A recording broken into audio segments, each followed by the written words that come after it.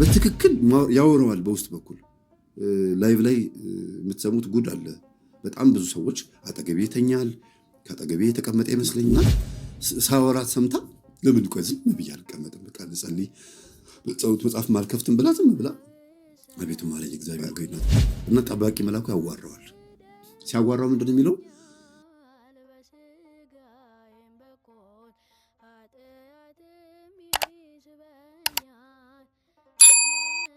ልክ እነዛ አይነት መናፍስቶች እዛ መጥፎ ነገር ለማድረግ እንደሚጠቀሙበት በዚህ ደግሞ በኦርቶዶክስ ላይ አለ ወይ ብሎ ጠይቆኝ አለ። አርምሞ የሚባል ጸጥ ብለህ እግዚአብሔር ብቻ የምታስብበት ኃጢአትን የምታስብበት አርምሞ የሚባል መንፈሳዊ ሜዲቴት አለ። እሱን ማድረግ አባቶች እኮ 40 ቀን ዘጉ፣ 40 ዓመት ዘጉ፣ ሱባኤ ነው በአት ዘጉ፣ አፋቸውን ለጎሙ የሚባለው ዝም ብሎ አይደለም፣ በተመስጦ ወደ ውስጥ ለማሰብ ነውና የመጀመሪያውን ጦርነት ያገኘው የዛን ጊዜ ነው። ልክ አርምሞ ሲገባ መንፈሳዊ ሜዲቴት ወይም ደግሞ በቃ ኦርቶዶክሳዊ የሆነ ሜዲቴት ውስጥ ሲገባ መንፈሱን አናገረው። የሚገርማችሁ በጣም በሚገርም ሁኔታ መንፈሱ ያወራዋል።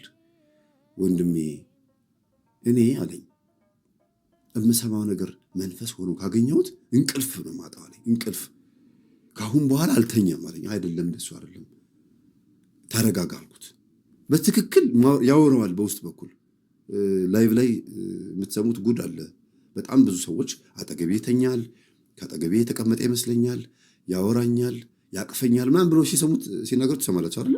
ያ በጣም ተራ ነገር ነው። ለልጁ በውስጥ በኩል ቁጭ ብሎ ልክ ሻይ እንደሚጠጣ ሰው ብርጭቆ ኳኳኳ እንደሚለው ይሰማኛል አለ። የሆነ ቤት ውስጥ ያለ ሰውዬ እኔ ልብ ውስጥ እያወራ ነው።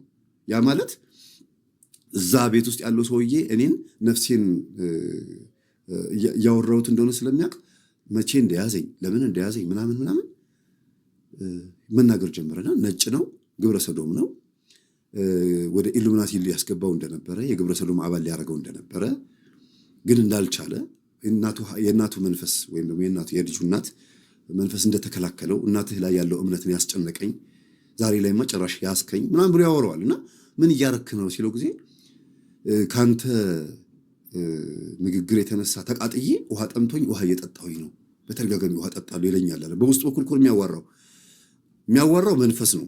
መንፈሱ ደግሞ የማንን ድምፅ ነው የሚያመጣው? በሞገድ በማይታወቅ በረቂቅ የሆነ ስልት ሰውየው ያ ኢሉሚናቲ ሊያደርገው የነበረው ነጩን ሰውዬ እቤት ሆኖ እየተንጎዳጎደ ነው የሚያወራው። እና አንዳንድ ሰው ብቻውን ሲያወራ አላያችሁም? እብዶች አላያችሁም? በየመንገዱ ላይ እሱ እንደዚህ አድርጎ ምናምን ይላሉ። እዚህ ጋር ሆኖ እነሱ እናንተ የምታዩቸው ዝም ብለው ሲያወሩ እናንተን አያዩአችሁም። ግን የዚህ ሰውዬ ድምፅ የሆነ ሰው ቤት የሆነ ሰው እግር የሆነ ቦታ ላይ ሄዶ ለሆነ ሰው በጸበልም ይሁን በጸሎት እያናዘዘው ነው። የሚገርማችሁ ወይ መተት ተደርጎበታል፣ ወይ መተት አድርጓል፣ ወይ ደግሞ የቡዳ መንፈስ ላይ ስላለበት ነው። እና ይህን ሰው ጸበል ብትረጩት በነገራችን ላይ ይፈወሳል፣ ብቻውን የሚለፈልፍ ሰው። እኔ በዚህ ጉዳይ ላይ ከአንድም 4 ሰዎች አግኝቻለሁ። 4 ሰዎች፣ አንድ ሐዋሳ፣ ሁለተኛ ሳሪስ አቦ፣ እንደገና ደግሞ ውንጌት አካባቢ ላይ ደግሞ እንደዚህ አይነት ሰው አግኝቻለሁ። ሴት ናት ውንጌት ያገኘኋት። እንደዚህ አይነት ሰው አግኝቻለሁ። እና ብቻቸውን ይለፈልፋሉ። ድንገት ጸበል ስትደፉባቸው ወደ ራሳቸው ሲመለሱ ሰዎቹ ፊት ለፊት ታገኟቸዋላችሁ። ደንግጠው የሚሮጡም አሉ። እና ነፍሳቸው በመንፈሱ ኃይል ተነጥቃ ሄዳ እዛ ሰውዬ እነሱ የጎዱት የበደሉት ወይም ደግሞ ብቻ በሆነ ምክንያት እዛ ሄዶ ይለፈልፋል። የተበደለም ሰውዬ ደግሞ መተት የተደረገበትም ደግሞ ከሆነ የሚለፈልፈው እዚህ ሰውዬ ልብ ውስጥ ያኛው መተት አድራጊው እያወራ ነው ማለት ነው። ሁለቱ በብዛት ያለው እንዲያውም ይሄኛው ነው። የተጎዱ ያበዱ በመድኃኒት ቋስ አበዱት ሲባል ያኛው መድኃኒት አድራጊው ሰውዬ እዛ ሆኖ ሲለፈልፍና ሲያወራ እዚህ ሰውዬ አፍ ላይ ይወራል። እኛ እኮ እንደዚህ ያደረግነው እኛ እንደዚህ ጋር ያለ እየለፈለፈ በየመንገዱ የምታዩት ሰውዬ እዛ ያለች ሴትዮ እግዚአብሔር እየቀጣትም ስለሆነ ነው፣ ወይም እየቀጣው ስለሆነ ነው። ነፍሳቸው ረፍት አታገኝም። ምንም እንኳን ሰው ላይ ክፉ ነገር ቢያደርጉ ነፍሳቸው ረፍት አታገኝም። ሰው የገደለ ሰው ያሳበደ ሰው ወይም ድመት እንደገደለ ሰው እጁ ይንቀጠቀጣል ይባላል። ምን ነው ድመት ገላ እጁ ይንቀጠቀጣል ይባላል በልማድ እንኳን። እና ሰው የገደለና ሰው ያሳበደ ሰው በሄደበት ቦታ የመንፈሳዊ ስትሮክ ይመታዋል ማለት ነው። እና ልጁ በውስጥ በኩል መንፈሱን ማናገር የጀመረው በአርምሞ ነው። ቤተሰቦች ይችን ነገር ሞክሯት። የምን አርምሞ መሰላችሁ? 2 ጥቅም አላት። አንደኛ መንፈሱን ለመያዝ፣ ሁለተኛ ነገር ደግሞ እንዲያው መጀመሪያ እግዚአብሔርን ለማናገርና መላእክቶችን ጠባቂ መላክን ለማናገር ይጠቅማል። እኔም በራሴ የደረስኩበት አለ። እንዲያርጌ ብዬ አልነግራችሁም የራሴ ምክንያቱም በቃ የራሴ ለራሴ ይቅር። ግን ሌሎች በጣም ጎበዞች የሆኑ ሁለት ሰዎች ልንገራቸው። አንዲት እህት የ15 ዓመት የ14 ዓመት ልጅ ሴት ናት እና ሳወራት ሰምታ ለምን ቆይ ዝም ብዬ አልቀመጥም በቃ ልጸልይ ጸሎት መጽሐፍ ማልከፍትም ብላ ዝም ብላ አቤቱ ማረኝ እግዚአብሔር ሆይ እናትና አባቴን አስታርቅልኝ ምናምን በሚል በየዋህነት ስትጸልይ መንፈስ በውስጥ በኩል አዋርቷታል። መንፈስ አዋራትና እናትና አባትሽን ያስኩት እኔ ነኝ፣ አልቻልኩሽም። እኔ በእውቀት የሚያዝ ብቻ አይደለሁም በእምነትም የሚያዝ ነኝ። እኔ በየዋህነትና በደግነትም የሚያዝ ነኝ ምናምን ብሎ በስነ ስርዓት በልጅ አንደበት ነው ያወራኛለች። እና መምህር ተስፋዬ ጋር ደውሉልኝ ብላ እናትና አባቷን አስጨንቃ ነው እኔ ጋር ተደውሎ ሳስረዳት ሰምተው ላውድ አድርገው ሰምተው እናትና አባት የታረቁት። ለምን ልጅቷ ላይ ሆኖ እግዚአብሔር እየሰራ ነበረ። ሌላ ደግሞ አንድ ወንድሜ ደግሞ እድሜው ትንሽ ከፍ ያለ 40ዎቹ አካባቢ ላይ ነው። በቁርባን በሳምንት የሚቆርብ ልጅ ነው። በሳምንት ቅዳሜና እሑድ ይቆርባል እና ቁርባን አቋርጦ አያውቅም ከገባው ጊዜ ጀምሮ። የዛሬ 10 ዓመት ነው መንፈሳዊነት የገባኝ የሚለው አቋርጦ አያውቅም። እና ጠባቂ መልአኩ ያዋራዋል። ሲያዋራው ምንድን ነው የሚለው? ቤተሰብህ በሙሉ ሊድን የሚችለው አንተ ዋጋ ስትከፍል ነው ይለው ነበር ሁልጊዜ። አንተ ዋጋ ክፍል። ዋጋ የምትከፍለው ደግሞ ራስህን መጀመሪያ ነፃ አውጣ። ወደህ ፈቅደህ እየጸለይክ ነው አይደል?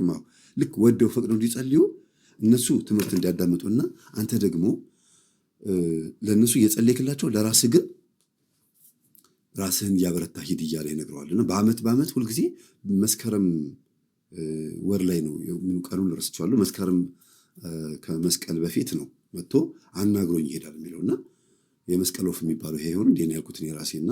የመስቀል ወፍ በዓመት የመስቀል ጊዜ ብቻ ነው የምትመጣው። 2 ወር ነው የምትቀመጠው መስቀል ወፍ።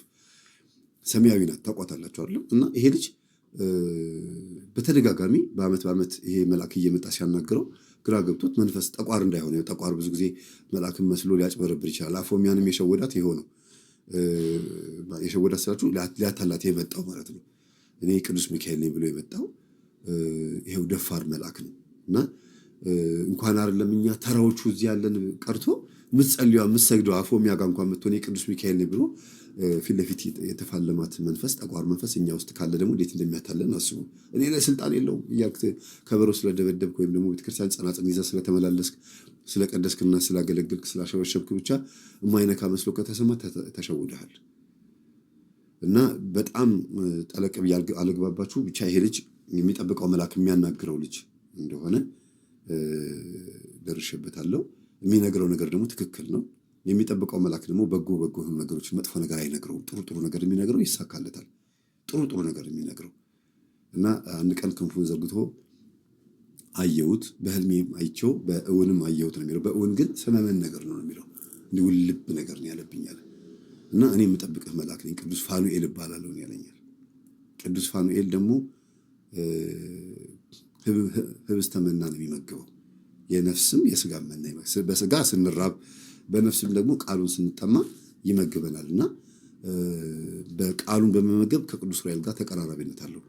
ወደዚህ ልጅ ልመለስና በውስጥ በኩል የሚያዋራውን መንፈስ አዋርቶ ታሰር ብሎት አስሮት በህልሙ ግን መታሰሩን አሳየው። አይገርማችሁም? በአርምሞ አሰረው።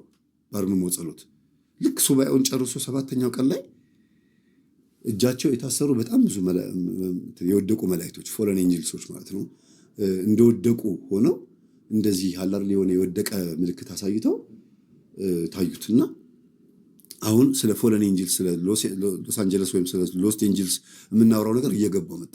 እነዚህ መናፍስቶች ከነጮች የመጡብኝ ናቸው ብሎ ደመደመ። የነጮች ናቸው አብዛኞቹ። ምክንያቱም ግሪክ ውስጥ እንግሊዝ ውስጥ ምናምን የምናያቸውን ሐውልቶች መስለው ነው የታዩኛል። ኖርማሊ ቦታው ላይ ሄጅ ያየሁት ሐውልት ግን ሐውልቱ እንደዚህ ብሎ ነው ያለው፣ ሊወድቅ ብሎ እንደዚህ ነው ያለው። ግን አሁን በህልሜ ሳይሆን እንደዚህ ብሎ እጁ ታስሮ ሰንሰለት ታስሮ ነው ያየሁት። በትክክል በተግባር አሳይቶኛል እንደታሰረ። ከዛ ደግሞ እንደገና መልሼ ደግሞ ታስረህ የታየኸኝ አንተ ነህ ወይ ብዬ ስጠይቀው ደግሞ በውስጥ በኩል አዎ የሚል ድምፅ ሰምቻለሁ ነው የሚለው ልጁ። ይሄ የሚያሳየው በጣም የዋህነትና በጎነት ውስጥ ስለገባ ነው እንጂ ማንም ሰው ከቅዱሳን አይበልጥም።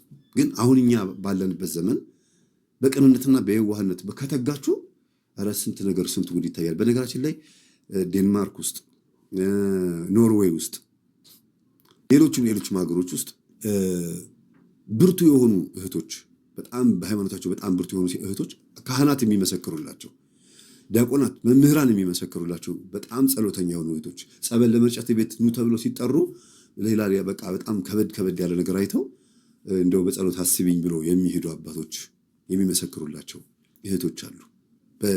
በሴቶች ይበዛል በጣም በዚህ ጉዳይ ላይ፣ በወንዶች በጣም ጥቂት ነው በቅድስና ሕይወት ውስጥ ያሉትና በእውነት እኔ ይሄን ገጠመኝ በማቅረቤ በጣም ደስተኛ ነኝ። እናንተስ እንዴት ናችሁ? ይሄን ይመስላል እንግዲህ ብዙም አልነግራችሁም። ስለ ዘረኝነት እንደ ልጁ የገባው የለም። ዘረኝነት ምን እንደሆነ ገባው። አባቱና እናቱን አቆረበ። በቃ እኮ ታድሎ አሁን ቆርቦ አብሮ ቢመጣም ጓደኛው አብሮት አለ። ጓደኛው በሚቆርብበት ቀን ደግሞ በቤታቸው ነው መጥቶ የሚቆርበው። ቆርቦ ቤታቸው ነው የሚያርፈው። ቤተሰቦቹ አይፈቅዱለትም። የዚህን ያክል ለምን እድሜው ስለደረሰ በውጭ ሀገር የፈለገውን ምግብ መብላት ይችላል። ስለዚህ አልበላም ማለት መብቱ ነው። እኛ ሀገር ብቻሽን ብትቆርቢ ችግር ነው። እዚህ ኢትዮጵያ ውስጥ በተለይ ከቤት ወጥተሽ የራስሽን ካልቻልሽ ለምንድን ነው አልበላም የምትይው ተብሎ ጥያቄ ይበዛል፣ ችግር ይፈጠራል። ልጁ ግን በቃ የአሳማ ምግቦች ሞርቶዴላ የሚባሉት ሌሎች ምናምን የሚባሉት ነገሮች ተወ። በቃ እየገባው ሲመጣ በነጋችን ላይ በፊት የሚያውቅ ነበር። የታሸጉ ምግቦች ችግር እንዳለባቸው ይረዳል እና ኦርጋኒክ የሆኑ ነገሮችን ለማግኘት ነው ጥረት የሚያደርገው። አሁን በጣም ሲገባችሁ እንደዚህ ነው እና ኢትዮጵያዊነትን በጣም የአንድ ሳንቲም ሁለት ገጽታ እና ኢትዮጵያ ስጋዬ ናት ተዋህዶ ደግሞ ነፍሴ ናት እስከ ማለት ድረስ ነው የደረሱት። አሁን አዲስ የመጣው ፋሽን ይሄ ነው፣ ደስ የሚለው ቋንቋ። ኢትዮጵያ ስጋ ናት ተዋህዶ ደግሞ ነፍሴ ናት ብሎ አንድ ሰው ስጋ ያለ ነፍስ ነፍስ ያለ ስጋ እንደማይሆን ኢትዮጵያዊነት ከተዋህዶ ማይለያይ እስከሚሆን ድረስ የሁሉም በዓለም ላይ ያሉ ብሔሮች በሙሉ ተሰባስባ እንደ ሳምፕል የሆነች ሀገር ነች ነው የሚሉት እነሱ። ልክ ናቸው። እንደ ሳምፕል ናት። በሰላም ሁሉም ወደ 80 ምናምን የሚሆኑ ብሔሮች በሰላም የሚኖሩባት ሀገር ነች ነበረች፣ አሁንም ትሆናለች ወደፊቱ ነው የሚሉት እና ትንሣኤዋን ያሳየን እስከ ማለት ድረስ የደረሱ ልጆች ናቸው። አብረው ነው የሚሰግዱት፣ አብረው ነው የሚዞሩት። እንደገና እንደ አዲስ ገንዘብ በጀት አውጥተው የተለያዩ ዓለማት ላይ እየዞሩ የነጮችን ሴራ ኮንስፒሬሲ ወይም ደግሞ ሴራ ጥንሰሳ የሚባለው ነገር ለማጥናት ጥረት እያደረጉ ነው ያሉት። ይሄ ነው እንግዲህ ኢትዮጵያዊነት ሲገባን እንደዚህ ነው። እና ዘረኝነትን እግዚአብሔር ከነስሙ ያጥፋልን፣ ከነስሙ ያስወግድልን። ደጉ ሳምራዊ ይምጣልን ክርስቶስ። ደጉ ሳምራዊ የማንንም መሆኑን ሳያውቅ ወድቆ የተገኘውን ቁስላም ወይም ደግሞ የታመመውን ሰው አንስቶ በራሱ አህያ ላይ በራሱ ፈረስ ላይ አስቀምጦ ወስዶ ገንዘብ ዋጋ ከፍሎ ቁስሉን አሳከመለት። የትም እኮ አያውቀውም እኮ። አንድ ፈሪሳዊ፣ አንድ ሌዋዊ፣ አንድ የሆነ ሰው መንገደኛ መጣ አለፈ፣ አይሁዳዊ መጣ አለፈ፣ አየ ከንፈሩን እየመጠጠ አለፈ ይላል። ወድቆ ተደብድቦ የነበር ወንበዴዎች ደበደቡት ነው የሚለው። የነፍስ ጉዳይ ነው ቤተሰቦቼ። ደጉ ሳምራዊን በተመለከተ ስለ ዘረኝነት ያስተማርኩት ላይ ገብታችሁ አዳምጡት። ዘረኝነት ከኢትዮጵያ እንዲጠፋ ከክፍል 1 እስከ ክፍል 4 ድረስ አስተምሬያለሁ። ደጉ ሳምራዊ ክርስቶስ ነው። መራእከ